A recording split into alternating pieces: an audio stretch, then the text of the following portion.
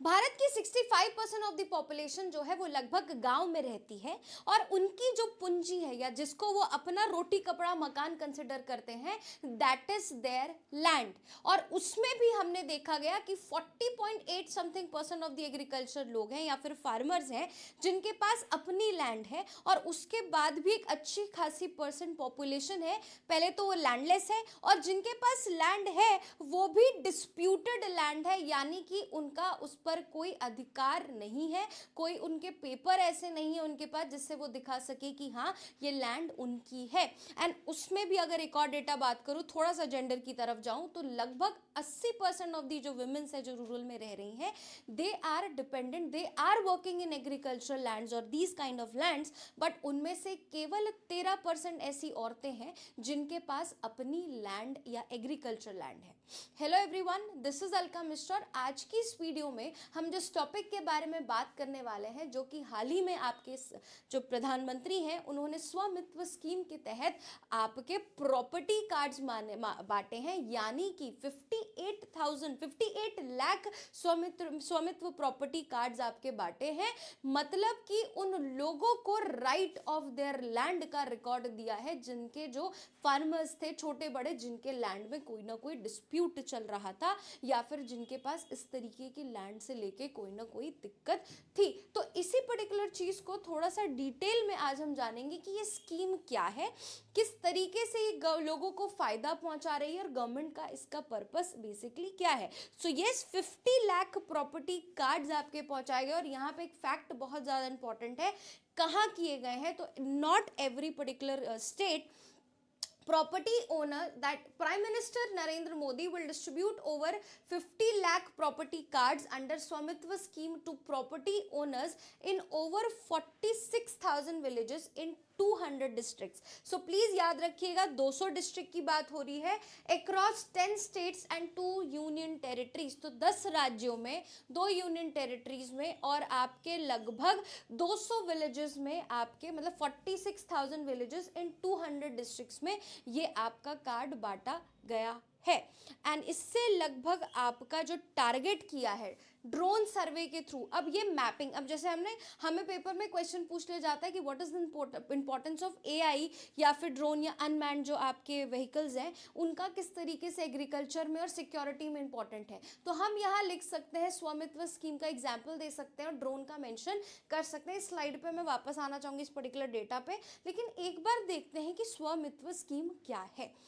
So basically स्वामित्व जो scheme है ये आपकी लॉन्च की गई थी विलेजेस के पीपल के लिए जिनकी आपका कहीं ना कहीं टेक्नोलॉजी के साथ उनको लैंड से जुड़ी उनकी प्रॉब्लम को रिजॉल्व किया जाए, उनकी मैपिंग की जाए प्रॉपरली ड्रोन के थ्रू, उस लैंड को ऊपर से एग्जामिन किया जाए, उस हिसाब से डेटा क्रिएट किया जाए और फार्मर को उनका सौगात सौंपा जाए कि हाँ आपको जो आपका जो लैंड है इतना इतनी आपका अधिकार है। So this is basically what is the full form of Swamitva. It's a survey of villages and mapping with improvised technology in village area, that is स्वामित्व। और इस स्वामित्व जो स्कीम है ये 2020 में आपकी शुरू हुई थी 24 अप्रैल को। 24 अप्रैल को क्यों हुई थी ये भी इंपॉर्टेंट है, क्यों? क्योंकि उस दिन मनाया जाता है पंचायत दिवस। तो आप स्वामित्व स्कीम जो कि आपके फार्मर्स के लिए है, जो आपकी रूरल इंडिया के लिए है, और वो पंचायत दिवस से बेहतर दिन सरकार को लगा नहीं इस पर्टिकुलर स्कीम को आपका इनिशिएट करने के लिए, लॉन्च करने के लिए। और इसका विजन क्या है कि सोशल और इकोनॉमिक, हालांकि मेजरली इकोनॉमिक तरीके से ये इन्हांस करे रूरल इंडिया का जो प्रोग्रेस और उन्हें राइट जो आपका दे किसका, record of rights. And this is very important terminology, आप आंसर्स में लिख सकते हैं, पेपर में भी हमसे ये चीज पूछा जा सकता है। सो द हाउस होल्ड, उन हाउस होल्ड्स को जो कहीं ना कहीं inhabited area in villages through the latest surveying of the आपकी ड्रोन टेक्नोलॉजी। मिनिस्ट्री कौन सी, कई बार हमसे पूछ ली जाती है कि कौन सी मिनिस्ट्री के अंदर ये किया गया है। So the ministry is ministry of Panchayati Raj. देखिए राइट टू प्रॉपर्टी की अगर मैं बात करूं तो अगर मैं इसको थोड़ा पॉलिटी पॉइंट ऑफ व्यू से भी देखूं तो राइट टू पॉलिटी जो है वो हमारा फंडामेंटल राइट नहीं है। हाँ, पहले वो हमारा फंडामेंटल राइट हुआ करता था, लेकिन बाद में आपका सरकार ने ये रियलाइज़ किया कि हर किसी को प्रॉपर्टी का अधिकार नहीं दिया जा सकता, तो हमारे पास राइट टू शेल्टर है। It's a fundamental right but not inserted in part 3, या आपके आर्टिकल 300A में हमने अमेंड करके डाला राइट टू प्रॉपर्टी। इसका मतलब ये कि अगर किसी की प्रॉपर्टी पे डिस्प्यूट है देन तो ऑब्वियसली सुप्रीम कोर्ट की रोल हो जाती है, अथॉरिटीज़ काम करेंगी, बट वैसे किसी के पास राइट टू प्रॉपर्टी का अधिकार नहीं है, या वो मेरा मौलिक अधिकार वैसे नहीं है। इस तरीके से ऑब्वियसली इसी राइट टू प्रॉपर्टी को फुलफिल करने के लिए गवर्नमेंट ने इस स्कीम को लॉन्च किया, और इस स्कीम के कुछ एम्स एंड ऑब्जेक्टिव हैं जो कि हम एक बार उसको गो थ्रू करते हैं। So what are the objectives of the scheme? So सबसे पहला ऑब्जेक्टिव यही है कि आप उस पर्टिकुलर इंडिविजुअल को एक लीगल अथॉरिटी दे दें, एक लीगल ओनरशिप दे दें आप उसके लैंड पर।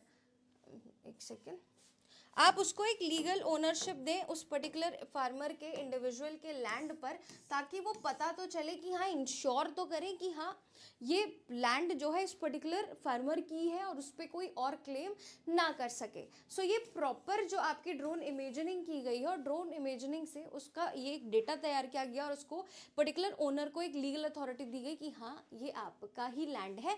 एक और बात बता दूँ, इसका बहुत बड़े स्केल पे मिसयूज़ भी किया गया है। क्यों?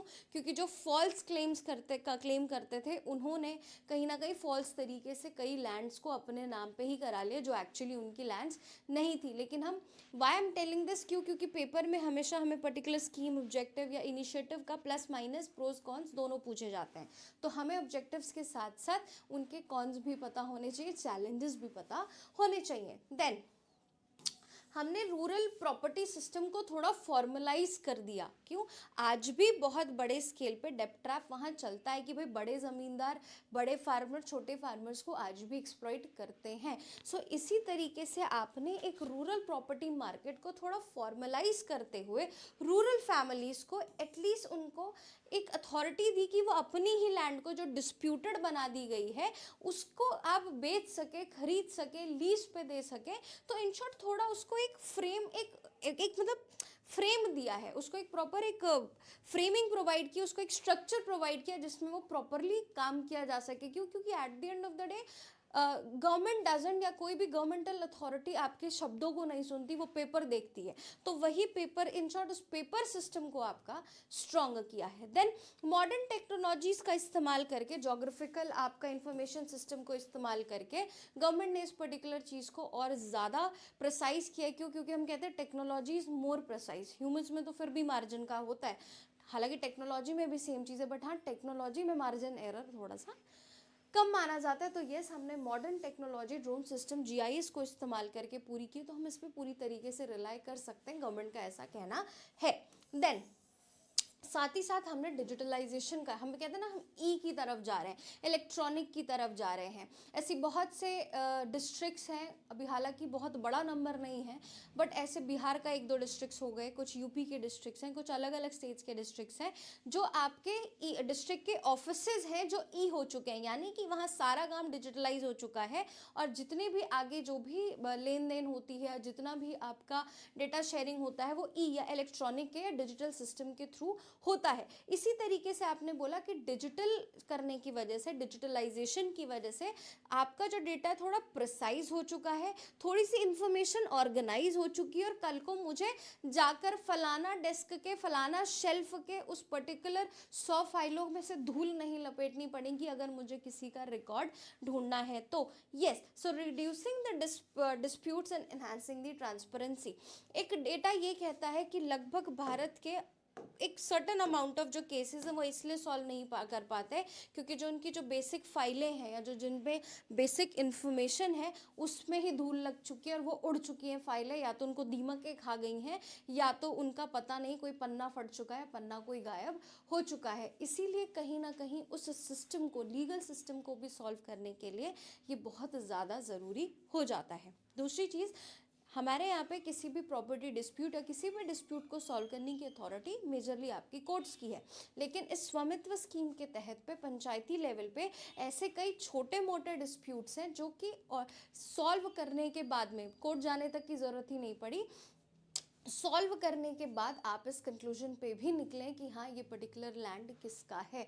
सो कहीं ना कहीं ये कोर्ट की तरह भी काम किया गया है, एक जनता अदालत के तौर पे भी लोगों ने काम किया, और ये गवर्नेंस का, हमारे गवर्नेंस पॉइंट ऑफ व्यू से भी बहुत ज़्यादा इंपॉर्टेंट है कि सरकार लोकल गवर्नमेंट तक पहुंच रही, लोकल सेल्फ गवर्नमेंट को डेवलप करने के लिए, लोकल पीपल को कनेक्ट करने के लिए, डिसेंट्रलाइजेशन के लिए, फेडरलिज्म की आत्मा को बचाए रखने के लिए ये कुछ इनिशिएटिव एक प्रॉपर अच्छा इनिशिएटिव्स में से एक है। लॉन्च हालांकि 2020 में हुआ था और उसका एक बड़ा इनिशिएटिव अभी लिया गया है, और ये प्रॉपर सैचुरेशन पॉइंट एक अच्छे लेवल पे आपका आ चुका है। Tripura, Goa, Uttarakhand and Haryana drone surveys ने अच्छे से कंप्लीट कर ली है। कहाँ कहाँ कंप्लीट हो गई ये भी इंपॉर्टेंट आप कह सकते हैं, इंपॉर्टेंट हो जाता है। That is MP, UP, Chhattisgarh and कुछ यूनियन टेरिटरीज में भी ये कंप्लीट हो चुका है। त्रिपुरा, गोवा, उत्तराखंड, हरियाणा में ऑलमोस्ट सैचुरेशन पॉइंट पे आ चुका है। दैट मीन्स कि ऑलमोस्ट ये ख़त्म होने वाला है, और हम एक अच्छी खासी पॉपुलेशन को इस पर ऑलरेडी बेनिफिट प्रोवाइड कर चुके हैं। टेक्निकल ग्लिच होते रहते हैं। सो होप्स आपको ये वीडियो पसंद आई हो। एक छोटी सी स्कीम है जिसने गवर्नेंस पॉइंट ऑफ व्यू से आपका इम्प्लीमेंटेशन का किया, कहीं ना कहीं इससे एक बहुत बड़ी पॉपुलेशन को इफेक्ट पड़ेगा। हालांकि ये धीरे धीरे फेजेस में आगे काम करेगी, तो ये एक अच्छा संकेत है डिजिटलाइजेशन का, अच्छा संकेत है लोगों का एक्सेप्टेंस का डिजिटल वर्ल्ड को, और उस जनता को जहाँ में एक सर्टन पॉपुलेशन इतनी ज़्यादा, हम आई एम नॉट जनरलाइजिंग कि rural people are not educated. आजकल रूरल्स में रूरल का एजुकेशन सिस्टम बहुत बेटर हो चुका है, काफ़ी चीज़ें डेवलप कर रही हैं, बट येस आज भी एक अच्छी खासी वो जनरेशन है वहाँ पे जो इस पूरी दुनिया से रूबरू नहीं है। तो उनको ये चीज़ डेवलप इम्प्लीमेंट कराना और उनको डेवलपमेंट का पार्ट बनाने के लिए ये स्कीम एक बहुत अच्छा एग्जाम्पल है। होप्स आपको आज की वीडियो पसंद आई हो। ऐसी और वीडियोज़ को देखने के लिए आप हमारे चैनल को लाइक, शेयर एंड सब्सक्राइब कर सकते हैं। Thank you.